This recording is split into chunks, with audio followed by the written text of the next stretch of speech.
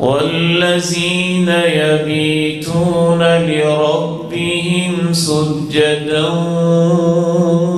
وقیاما والذین یبیتون لربهم سجدا وقیاما والذین یبیتون لربهم سجدا وقیاما، جو راتیں اس طرح گزارتے ہیں، کبھی اپنے رب کے سامنے کھڑے ہوتے ہیں، کبھی رب کے لیے سجدے کر رہے ہوتے ہیں۔ رات زندگی کا اہم حصہ ہے۔ میرے بیٹوں، بزرگوں، میری بیٹیوں، ماں اور بہنوں، زندگی کا تیسرا حصہ رات میں گزرتا ہے۔ اگر آپ کی عمر 60 سال ہے تو 20 سال نیند میں گزرتے ہیں بالخصوص۔ اگر وہ 20 سال ہی بے مقصد ہیں، راتوں کا پتہ ہی نہیں کہاں گزر رہی ہیں، ساری راتیں گپ شپ پہ گزر جاتی ہیں، ساری راتیں فیس بک پہ گزر جاتی ہے، آدھی رات واٹس ایپ پہ گزر جاتی ہے، آدھی رات یوٹیوب پہ گزر جاتی ہے، آدھی رات محفلوں میں گزر جاتی ہے، آدھی رات لطیفوں میں گزر جاتی ہے، باقی آدھی سونے میں گزر جاتی ہے، اور سوتے بھی ویسے ہیں جیسے اللہ کے پیارے نبی علیہ السلام کے ایک حدیث میں آتا ہے کہ جو دنیا کے بندے ہوتے ہیں نا، دنیا کے بندے، ان کے بارے میں آپ نے فرمایا وہ دن کو گدھے کی طرح جوتے رہتے ہیں، رات کو مرداروں کی طرح سوتے ہیں۔ تو اللہ کے بندے کیا ہوتے ہیں؟ وَالَّذِينَ يَبِيتُونَ لِرَبِّهِمْ سُجَّدًا وَقِيَامًا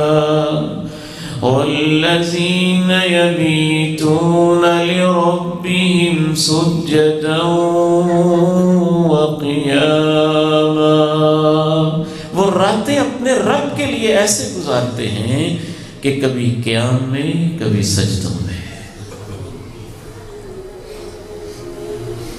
آپ علیہ السلام نے ارشاد فرمایا من قام بعشر آیات، جو میری امت کا کوئی شخص صرف رات کو اٹھ کے نماز میں 10 آیتیں قرآن کی پڑھ لیتا ہے، نماز کے اندر سورہ فلق اور سورہ ناس، یہ جو آخری 2 سورتیں ہیں نا، ان کی 11 آیات تو ان کی بن جاتی ہیں۔ 10 آیتیں صرف سورہ فلق، سورہ ناس، رات کو صرف 2 رکعتیں اٹھ کے پڑھ لیتا ہے۔ سردی کی راتیں ہوں اتنی لمبی، اور آپ دوستوں کے لیے 2-2 گھنٹے لگا دیں، گپ شپ کے لیے گھنٹوں لگا دیں، اللہ کے ساتھ باتیں کرنے کے لیے آپ 2 رکعتوں کے اندر صرف 10 آیتیں بھی نہ پڑھ سکیں، سورہ فلق اور سورہ ناس بھی نہ پڑھ سکیں، تو آپ رحمان کے ان خاص بندوں میں نہیں ہیں۔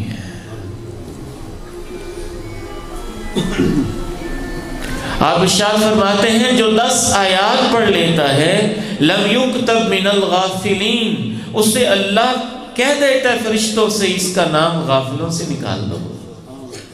یہ میرا غافل نہیں ہے، یہ غافل نہیں ہے، فکر مند ہے،